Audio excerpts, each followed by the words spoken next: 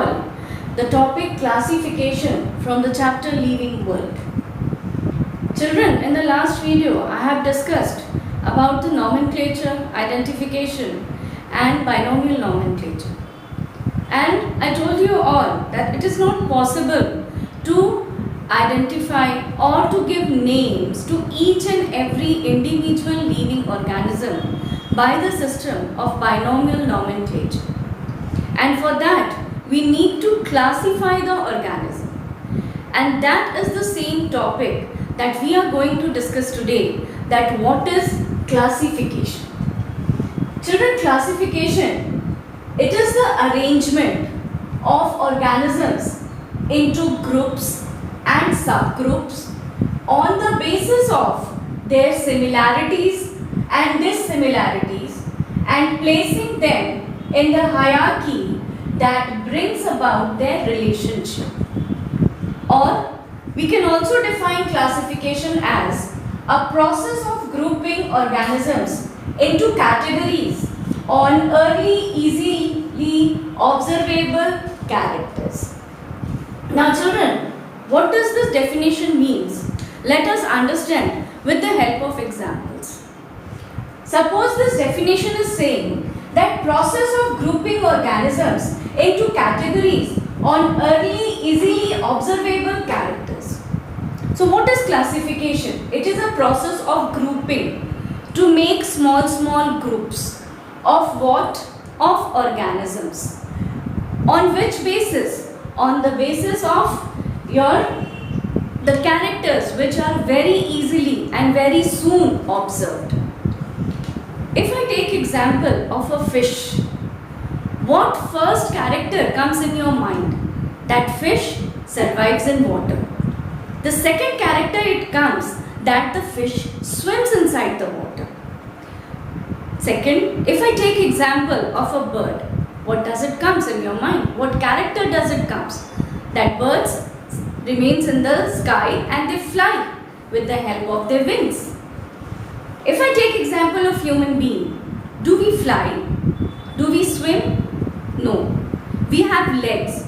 We can walk, we can run, we can jump. So human beings have different characters. So on the basis of movement, a special character was categorized that fishes can swim with the help of fins. Birds can fly with the help of their wings. Human beings can move with the help of their legs. But when we consider plants, can the plants move? No. They stand at their own place. They show movement in form of growth, but they cannot change the location from one place to another. So children, each and every living organism have a specific characteristic features. And when those characteristic features are very easily, very soon observed, then on that basis, the common examples, the common characters are collected together, and then those type of living organisms are categorized into small groups. Further, to understand it more nicely, if I take the definition, this one, that what it is written, it is the arrangement of organism into groups and subgroups.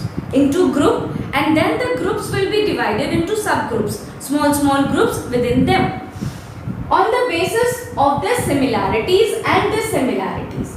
Similarities and dissimilarities, children, of characters.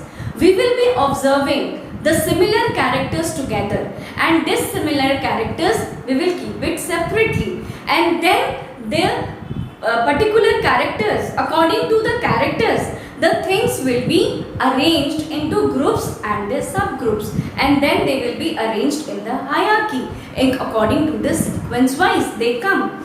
So this definition tells us that it is the arrangement of organism into groups and subgroups on the basis of the similarities and dissimilarities and placing them in a hierarchy that brings out their relationship.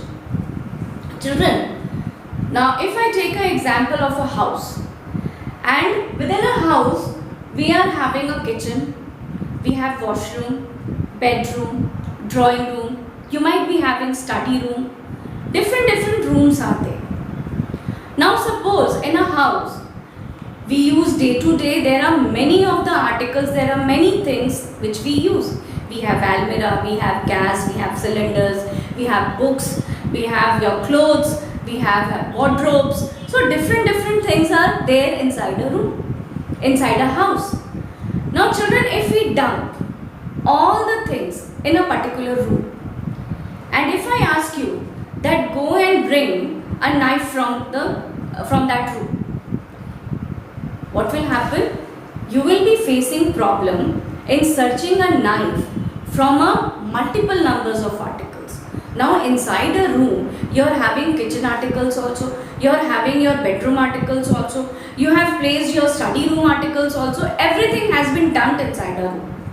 Now if I ask you to go and bring a knife, will it be easy to find? No. So what will you do? You will be categorizing the things and placing the things into their respective places.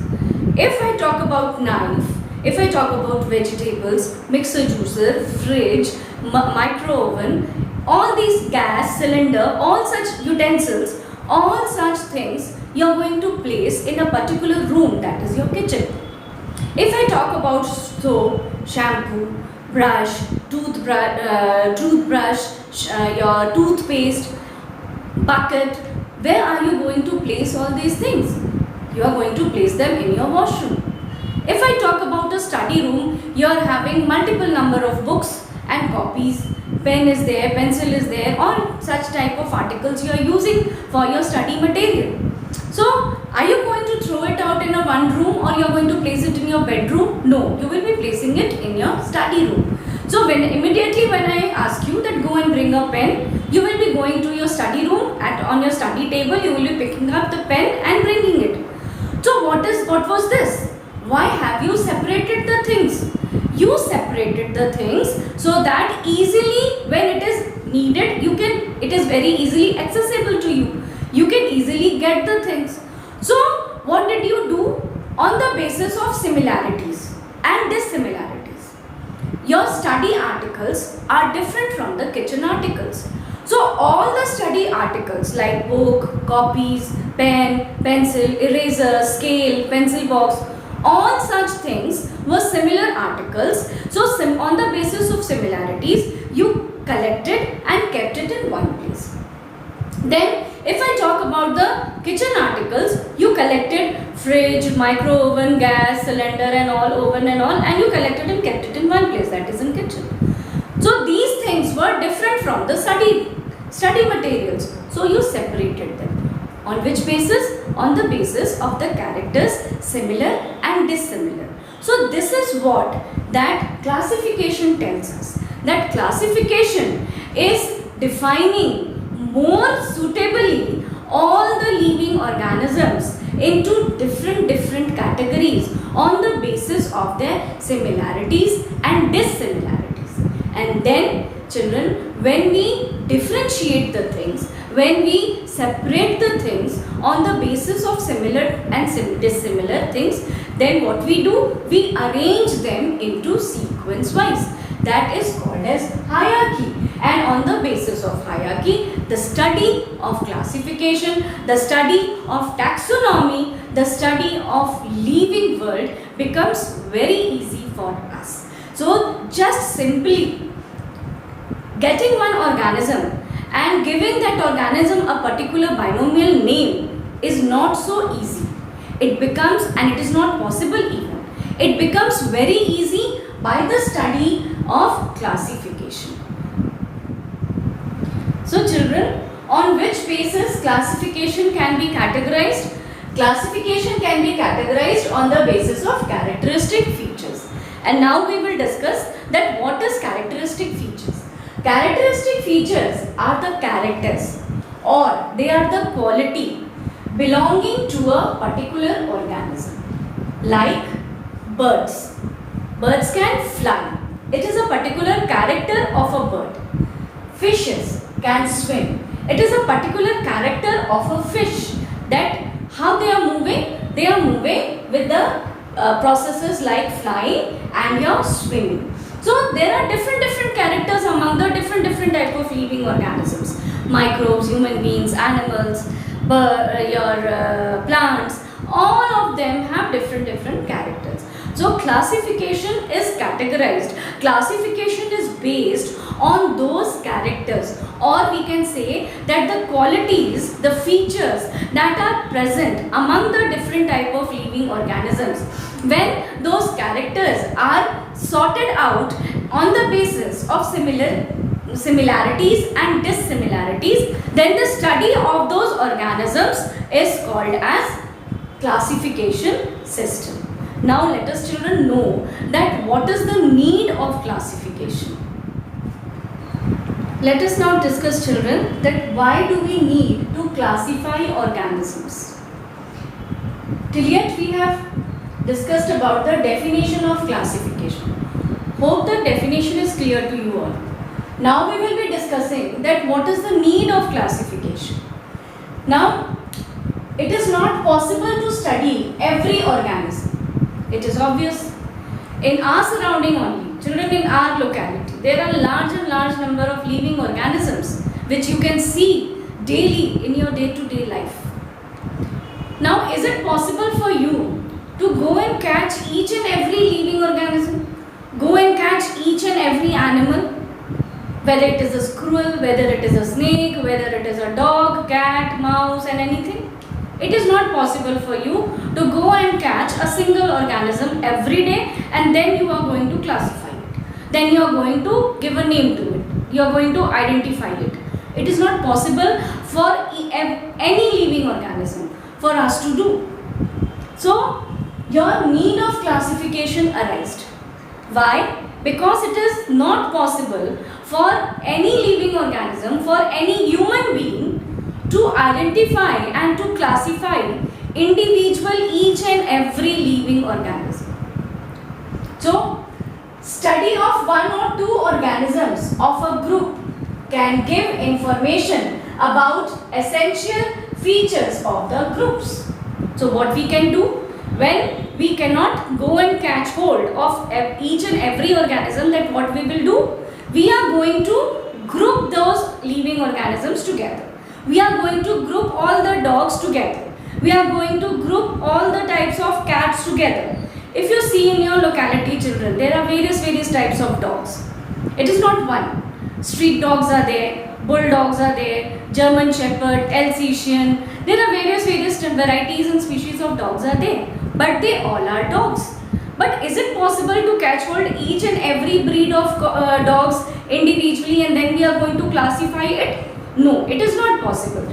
That only the first point was saying. It was telling us that it is not possible to study every living organism. So what we are going to do? We are going to do that is mentioned in the second step. The second step is that study of one or two organism of a group can give information about essential features of the groups. Now we are going to group, we are going to classify on the basis of similar characters and dissimilar characters, all the individuals separately.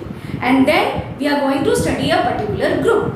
And the characters which are present among that group, when we are studying it, it will be easy for us to categorize each and every individual of that group nicely.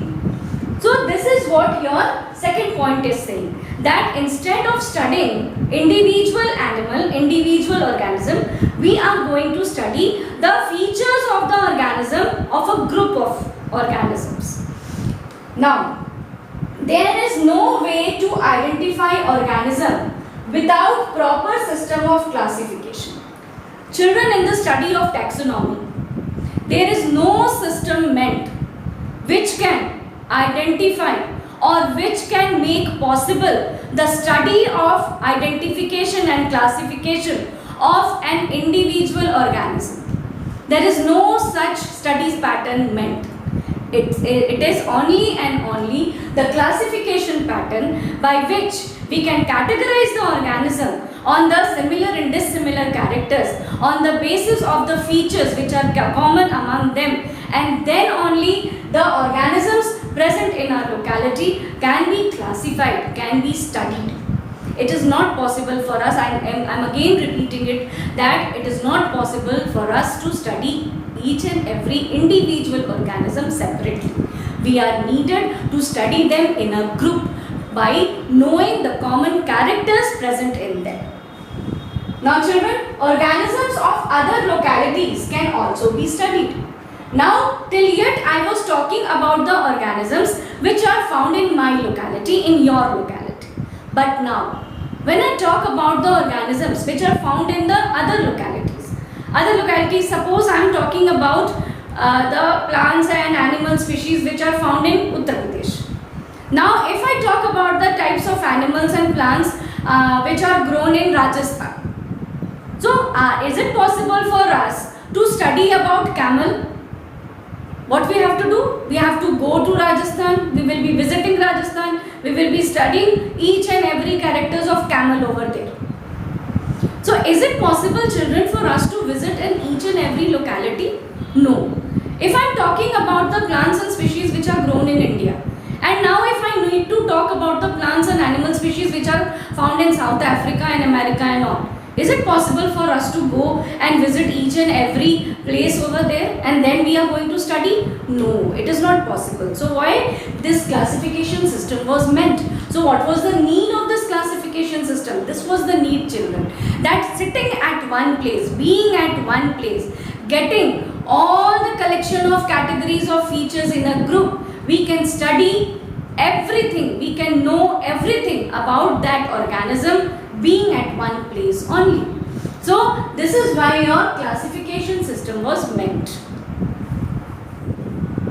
Now children, classification help us to understand the evolution of all life forms to a large extent.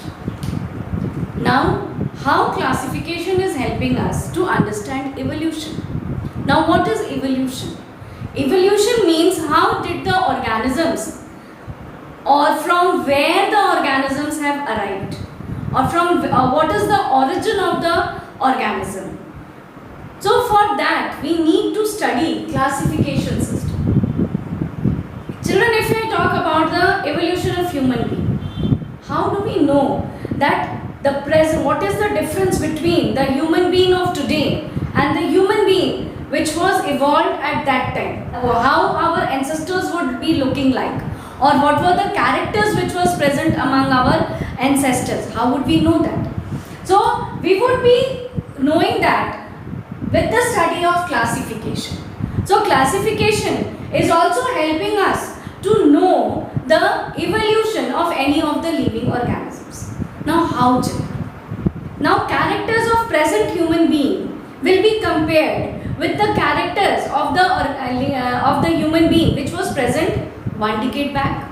The characters of that human being will be compared with the human being of before that, prior to that. So children, from the present development, from the present characters which are present in the human beings of today, when we are comparing back, when we are going to the back history, comparing the characters of the human beings, we will be knowing that how the organism, how the human being has evolved. So similarly, how it was possible? It was possible only because of the study of classification. So classifying or classification is helping in the study of different type of living organisms with the help of classification. Children, from the vertebrates, from the invertebrates, vertebrates organisms have come. How did the chordates have developed from the non-chordates? How the smaller microscopic organism have developed into the bigger complex organisms? All those study patterns are possible only because of the study of classification, and hence we can say that evolution of every living organism is also fruitfully, is also successfully studied by the means of classification.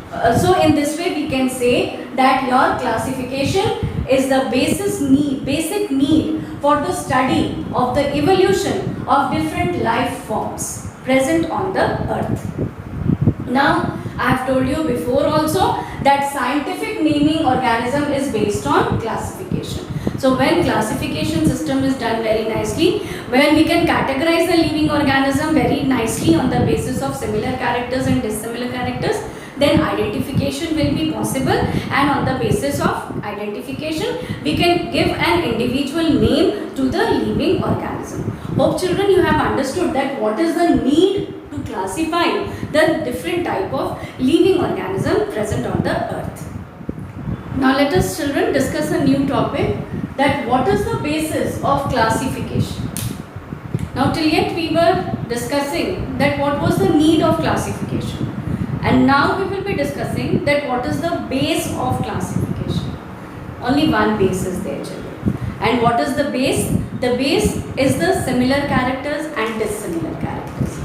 We are categorizing all the different living organisms present on this planet on the basis of the features or qualities or characters which are common in them and uncommon in them. So on the basis of common characters, they are grouped together into separate group, and on the basis of dissimilar characters, they are categorized into separate groups.